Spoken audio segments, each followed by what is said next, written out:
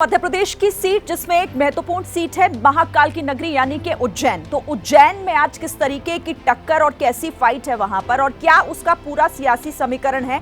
देखिए पहले टक्कर की बात कर लेते हैं। तो यहां पर देखिए अनिल फिरोजिया जो बीजेपी के उम्मीदवार के तौर पर चुनावी मैदान में है और महेश परमार कांग्रेस के उन्हें टक्कर दे रहे हैं। उज्जैन का ये पूरा घमासान 1999 में बीजेपी के सत्यनारायण जटिया यहां से जीते थे, जीत हासिल उन्होंने की थी और उसके बाद 2004 के नतीजे भी बीजेपी के ही पक्ष में गए थे। सत्यनारायण यहां से जीते थे। 2009 में कांग्रेस के खाते में सीट गई, प्रेमचंद गुड्डू ने यहां से जीत दर्ज की। चिंतामणि मालवीय बीजेपी के 2014 में जीते थे उज्जैन की सीट से। फिर 2019 में भी ये सीट बीजेपी के पास गई, अनिल फिरोजिया जीते और इस बार वही चुनाव मैदान में एक बार फिर से हैं जो ताल ठोक रहे हैं। तो अब इसका सियासी समीकरण देखिए। उज्जैन जो है वो एससी के लिए रिजर्व सीट है। उज्जैन की ये सीट, उज्जैन मुख्यमंत्री मोहन यादव का गृह क्षेत्र भी है। उज्जैन बीजेपी का गढ़ माना जाता है, यहां से बीजेपी जीतती रही है। और आइए अब इस वक्त आपको कुछ तस्वीरें दिखाते हैं। देखिए माधवी लता इस वक्त दिखाई दे रही हैं और हैदराबाद में जिस तरीके से वो कड़ी टक्कर देते हुए नजर आ रही हैं। माधवी लता बीजेपी की कैंडिडेट और चुनावी मैदान में इस बार हैं। तस्वीरें आपके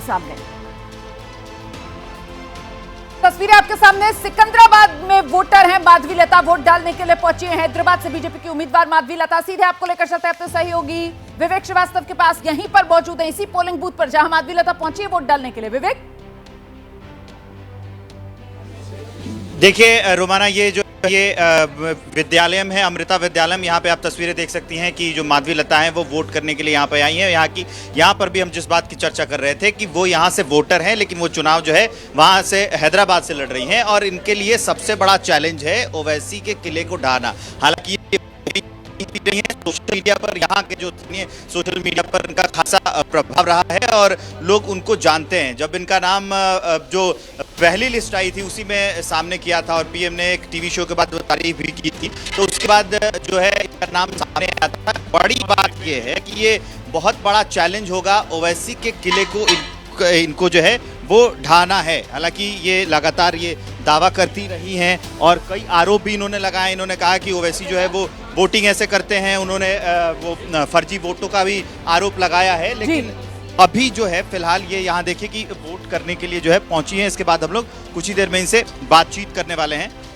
देखिए हाई प्रोफाइल प्रचार और चरम पर सियासी आर पार यहाँ हैदराबाद के इस लोकसभा चुनाव के दौरान देखा गया। माधवी लता जो हैदराबाद से बीजेपी के उम्मीदवार हैं लेकिन वोटर सिकंदराबाद में है, जहां से जी किशन रेड्डी बीजेपी की तरफ से चुनाव मैदान में ताल ठोक रहे हैं। और इस बीच सुब्रत पाठक से बात करें हमारे सहयोगी संजय त्रिपाठी, कन्नौज से बीजेपी के उम्मीदवार सुब्रत पाठक, सुनते हैं। अखिलेश यादव को गुर गए, अतीक अहमद वगैरह सब इनके पाले हुए लोग हैं, इनके पोसे हुए लोग थे भाई। इनकी सरकार में तो उनको खाद पानी मिलता रहा है, कैसे बढ़ गए, कहाँ से आ गए भाई?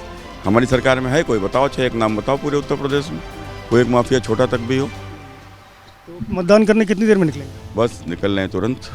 चलिए शुभकामनाएं आपको। सुब्रत पाठक हैं जिनका कहना है कि अपराध को बढ़ावा समाजवादी पार्टी ने दिया है और जिस तरह के अनर्गल आरोप अखिलेश यादव लगा रहे हैं उसका कोई लाभ नहीं है। हार का भय कहीं ना कहीं अखिलेश यादव को है। कैमरामैन प्रेम सिंह के साथ Sanjay Tripathi, ABP news, Kannauj.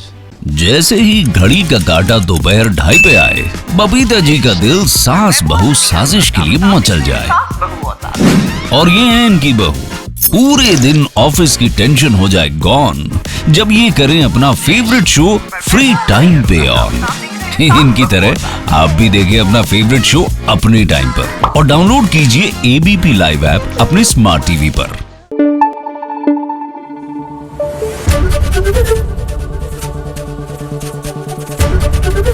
ABP news आपको रखे आगे।